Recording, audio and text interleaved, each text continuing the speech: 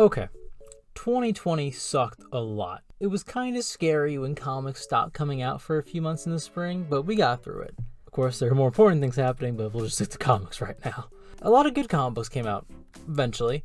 Mostly X-Men, but still a lot of good comics, I think. Now it's time to pick my favorite books to come out in 2020. To be considered, the book had to come out in 2020. That's a given. And if it's an ongoing title but didn't start in 2020, that's fine. As long as it had a full story arc, it can be on my list. If it was a mini-series that's going to end in 2021, but the vast majority of it was released in 2020, it's allowed. If it started and most of it is going to be in 2021, I didn't consider it. Sorry, Batman, Catwoman, you're only one issue in. Forewarning, this is a list of books that I actually read. There are a lot of comics that come out every week, and I did not read them all. It's likely I may have missed your favorite. I will be listing them by series, not by individual issues. I can't remember that far back, or that specifically, sorry, but not actually sorry.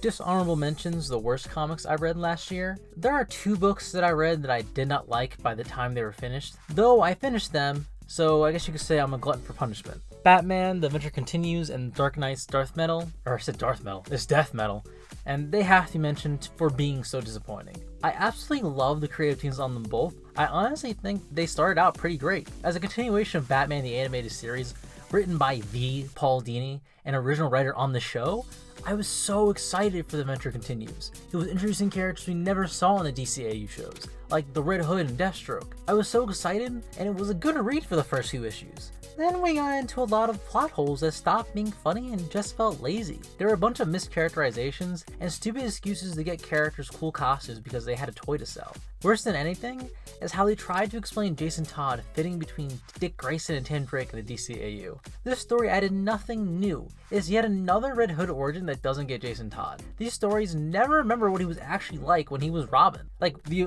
original first Jason Todd Robin, not like the retcon.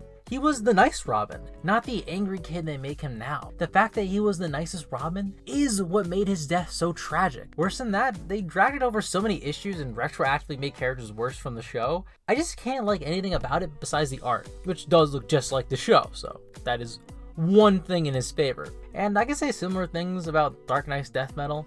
I love Scott Snyder's writing and Greg Capullo's art even more, but halfway through DC decided to add all these terrible tie-ins. I hate how necessary the tie-ins became to the story. You honestly need to read them just to follow half what's going on, and only the Superboy Prime was any good. They didn't do anything interesting, and they dragged down Snyder's story. The main story itself about halfway through started stalling and spinning on its wheels. Enough about them though. Let's get on to the 10th best book I read this year.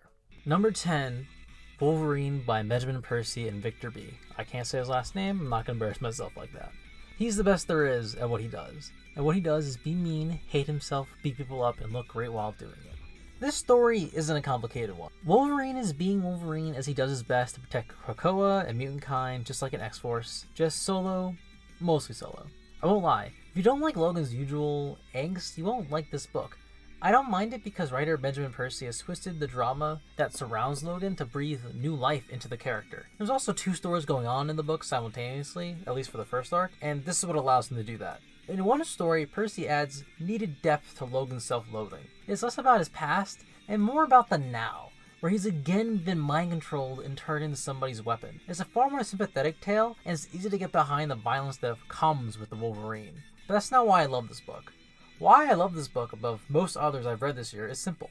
I love vampires, and I love Victor B's art. His art reminds me a lot of Greg Capullo. His art is distinctive in how he captures the forms of characters and their faces. This has led to some cool and menacing vampires, which I need of more in comics, everything else too. And as ridiculous as it may sound, pitting vampires against mutants works because Percy plays it serious. Vampires want to become the most powerful subspecies of humans by drinking the mutant blood for their powers. Wolverine's blood gave them the ability to voice some of their famous weaknesses, so it's not total BS. They also serve as an actual threat to Krakoa because they are a species, not a group or a single villain. Okay, I'm not sure if it's like species or subspecies, but you get the point. And they serve as this dark reflection to mutant superiority with their aristocratic nature. Krakoa has become a powerful nation of the physically elite. Putting them against vampire society paints Krakoa in a new light that I find fascinating. Plus, it's also an enemy that Krakoa doesn't tell Wolverine he can't kill. This book is pretty much giving me a Wolverine story I didn't know I wanted, and I want little else from it. Maybe add lore to the book now too that she's coming back. then this title will become my favorite. Now, on to the next.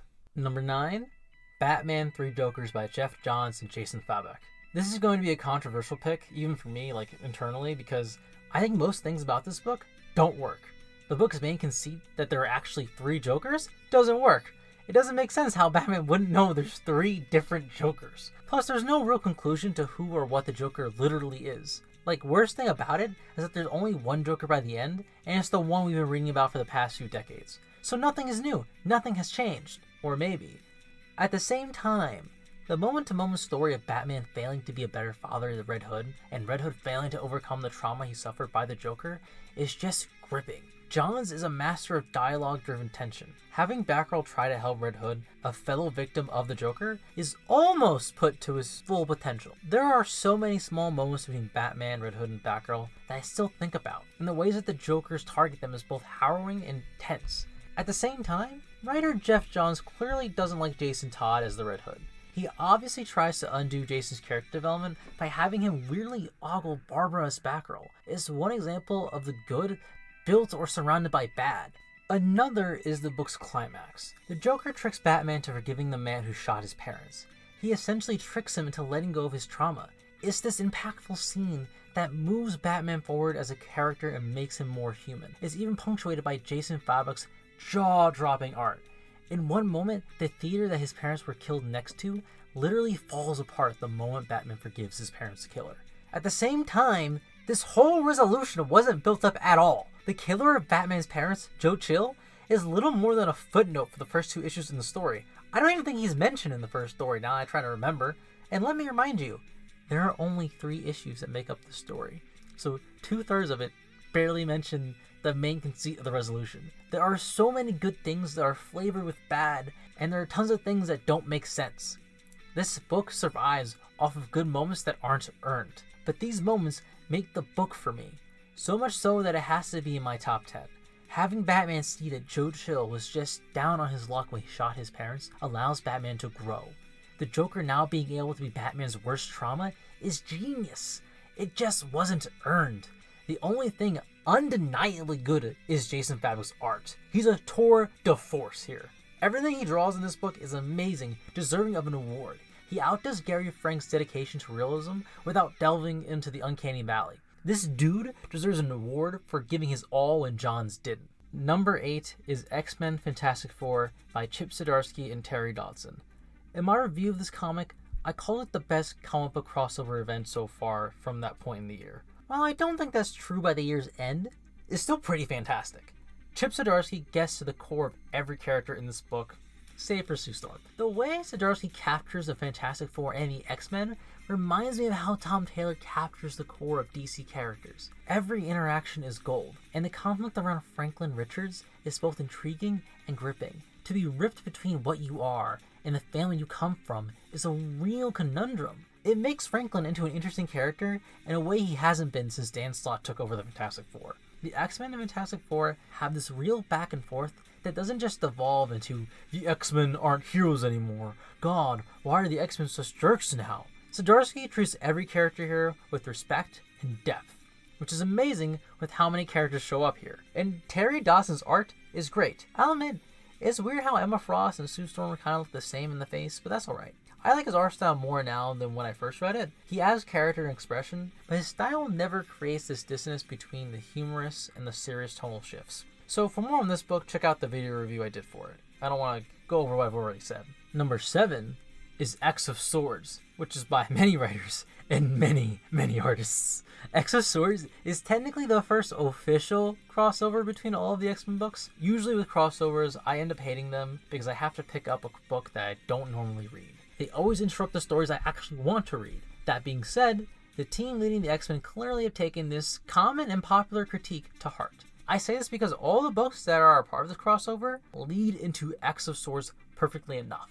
They also make it so that it doesn't feel like a bunch of separate books, but one story. The first half is ominous, setting up this contest of champions between the mutants of Krakoa against the mutants of Arakko. It's honestly better than the second half because it sets up so many questions, so many mystery, and so many villains that I couldn't wait to see more of. Then the contest started, and it was, in all honesty, full of BS. But the BS that was going on was, while tonally story-breaking, hilarious and full of deep story moments. Moments that told us more about new and classic characters more than any fight could have. It built a relationship and a rivalry between these groups of mutants who could be friends if they weren't from different islands. People may hate the fact that they got something that wasn't 100% what they were sold on. I do think this is a tragic flaw of this book. It has the same problem that Season 8 of Game of Thrones and The Last Jedi have. It wanted to subvert expectations. In my opinion, this one does a better job of providing a quality story that's gripping in a way those other two weren't. Anyone who hates Extra Swords for billing itself as a contest of murder, then turning it into a wacky character-driven talent show, has every reason to hate it. Alright, I get that. At the same time, the contest we got was still great. It even ended with a bombastic battle with all the X-Men you love, fighting for something more than just their lives. They fought for each other, for Krakoa, and their home. So to me, it ended up as one of my favorite crossover events in comics. Number 6 is Deceased, including Hope at World's End, Dead Planet, and Unkillables, all written by Tom Taylor with multiple artists. Now, this may seem like cheating, but I could not pick which of these series was my favorite. Tonally, they all honestly felt the same, being that they were all written by the same guy in the same timeline. They all intersect perfectly, and came out alongside each other for the most part. It's hard for me to not feel like they're all the same fantastic story. Dead Planet continues where the original 2019 series left off, with the heroes who escaped the zombie-infested planet now coming back to save those who remained. Unkillables was about the anti-heroes and villains who couldn't get to light shifts in time, and now they found a place where they could survive until those who escaped came back, and Hope at World's End filled in the gaps in the original story. They each came to capture who and what each of these long-standing characters are in a way that only Tom Taylor seems to be able to do nowadays. More than that, he's giving much-needed character development and character interactions that people have been clamoring for years, but the soap opera nature of comics won't allow it in the way that this side universe can.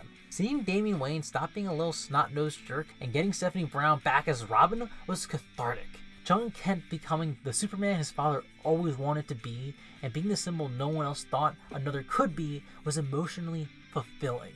Then seeing characters of varying popularity finally share a page felt like wish fulfillment in the best way. At the same time, Tom Taylor, with a few exceptions, keeps the danger real without unnecessarily killing characters. There are a few exceptions I would pick, but for the most part, each of the deaths Taylor is known for serves a purpose, both subtle and blatant. It rarely feels cheap, and the stakes have never been higher. We don't know if they're truly going to win, partially because Dead Planet's last issue isn't out yet, and I haven't read it yet at the time of writing this video, but we never lose hope. Taylor, with his Deceased universe of DC zombies, has created a world both full of fear and danger without ever losing the hope that permeates through DC. Number 5 is X-Men by Jonathan Hickman and drawn by Leinil Yu, save for some specific issues which were drawn by various other artists. But God, what can't be said about this book? I love how this series feels like an anthology book. I love how it aims to show every new facet of the Dawn of X status quo. The X-Men are heroes, but they serve their people first, and they protect themselves first, as they should.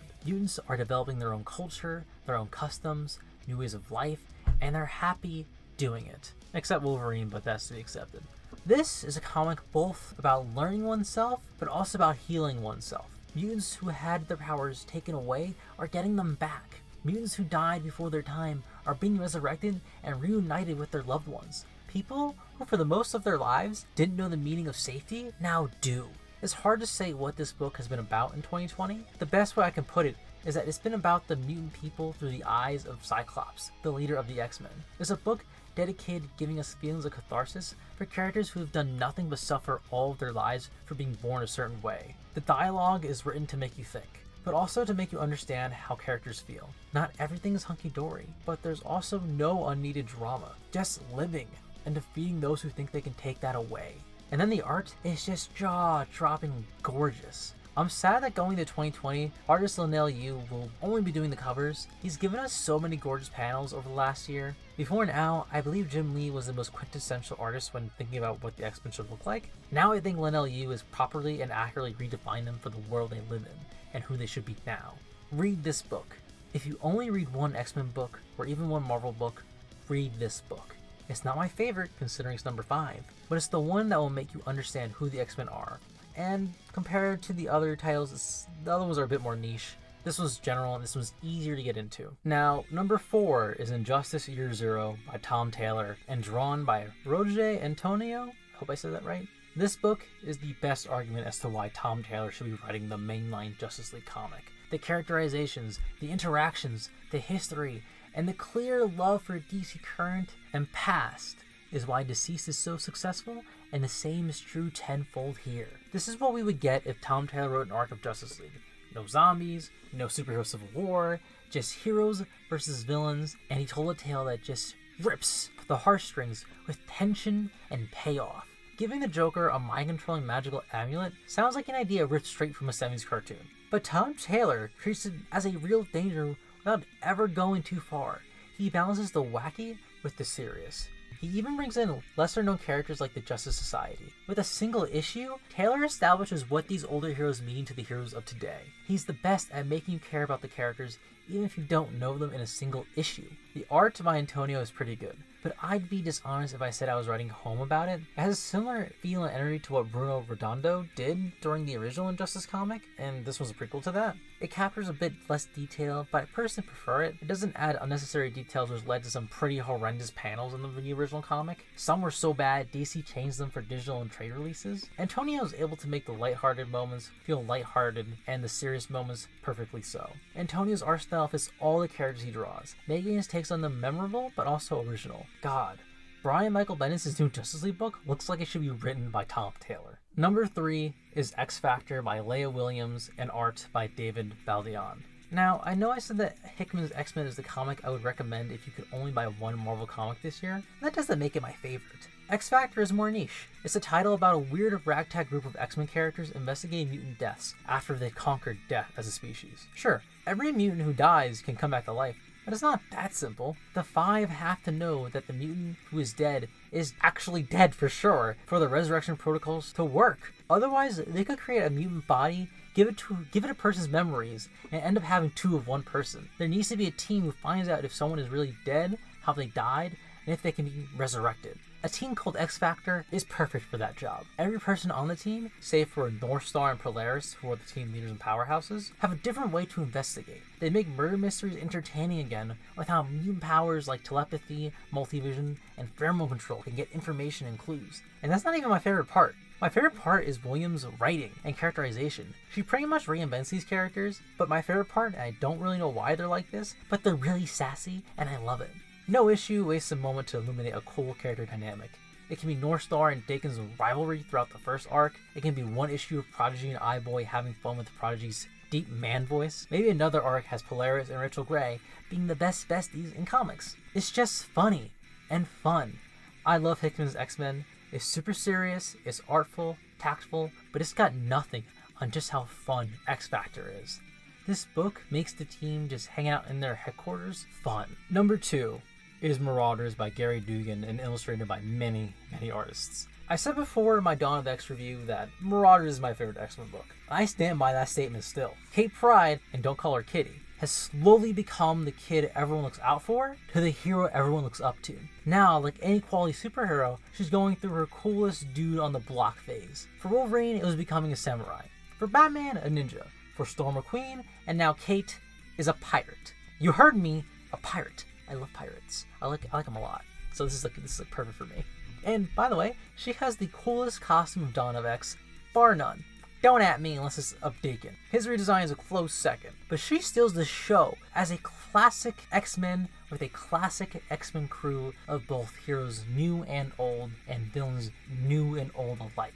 Gary Dugan shows them at their best and purest. He never shies away from their most vengeful and hopeful, and never forgets the mutant metaphor, arguably even more than the main X-Men title. It's about providing for the nation by shipping his main export and smuggling trapped mutants home to Krakoa. We've been in an immigrant crisis situation all over the world for some years now. This book puts the people suffering and trying to get away in a sympathetic and hopeful light, with heroes finally here to save them. Using mutant refugees is a powerful metaphor, one that interweaves with the action of this book. The art is here nor there sometimes, starting out better than it is right now, but it was never bad and still isn't. The way Kate Pryde, the new Red Queen, has been using her powers to defeat even small grunts is exhilarating and clever. A woman who can walk through anything can do a lot when she puts her mind to it and stops holding back.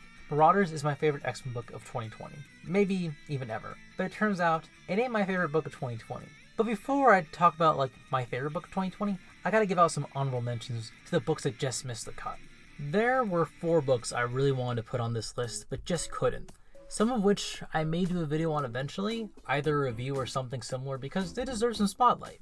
Jeff Lemire's and Denise Cohen's Black Label series, The Question, The Deaths of Vic Sage, should have gotten more buzz and acclaim than it did. It was a big, well-written, well-illustrated book by DC about a character who isn't one of the Trinity. If you want DC to do books on characters not a part of the Trinity families, and you like The Question, get this book already.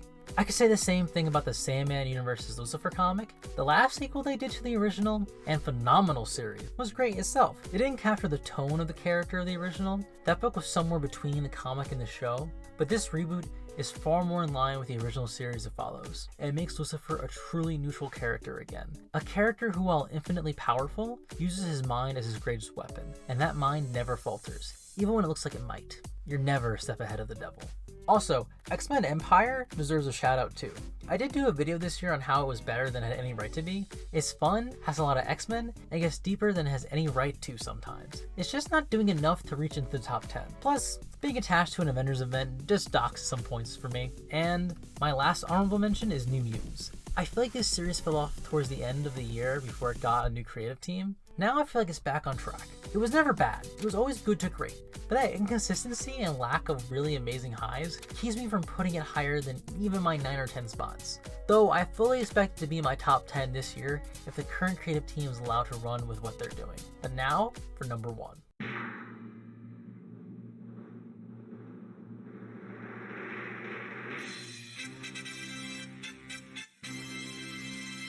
Daredevil by Chip Zdarsky. Art by many and multiple illustrators. I don't talk about Daredevil a lot. He hasn't ever been a really big player in the Marvel Universe. He's always been this low-level guy micromanaging a few blocks in New York City. His powers aren't really all that interesting to me. His abilities and fighting style mimic Nightwing, and he shares a lot of his best villains with other characters. So I never thought much about Daredevil. That means anyone who knows the character should, at this point, really be calling me stupid, because I really am. I've learned, after a modicum of research, that Daredevil is one of, if not the most critically acclaimed superhero of all time. His batting average for great stories is matched maybe by Batman and Superman, and that may only be because they have so many comics that there was going to be a good number of quality ones. But Jesus Christ, it's harder to find a bad Daredevil story than a good one for most other heroes, and Chip Zdarsky's series is no exception. I'll admit, I caught up to this series in the last 2 months of the year. I binged through the volumes to catch up with the new status quo they announced. Elektra as Daredevil. Call me a fake Daredevil fan all you want.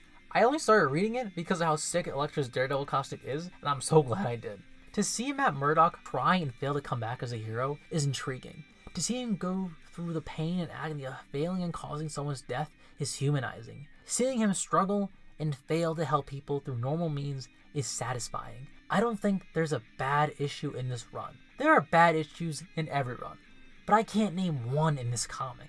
Zdarsky managed to add, show, and emphasize the many facets of Matt Murdock's character with every story beat. In the process, he makes Matt Murdock maybe the most human superhero there is. He's a man who struggles, and a man who fails as often as he succeeds, but he's never infallible. And there's so many things driving him. There's an innate goodness to him, but also the childhood trauma of being a superhero. Then there's his Catholic faith, or should I say, Catholic guilt, making sure that Murdock is always questioning himself.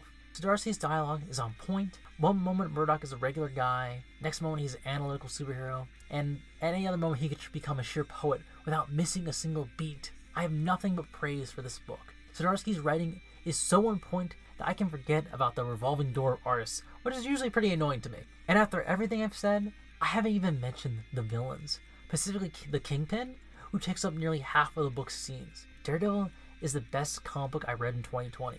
It's probably the best book to come out from Marvel or DC in 2020. If you read something you think is better, I want to know, because I think Daredevil is ruining me for other comic books. To help me out, check out the channel's Twitter, Facebook page, like and subscribe, and comment below. I want to know, what's your favorite comic book of 2020?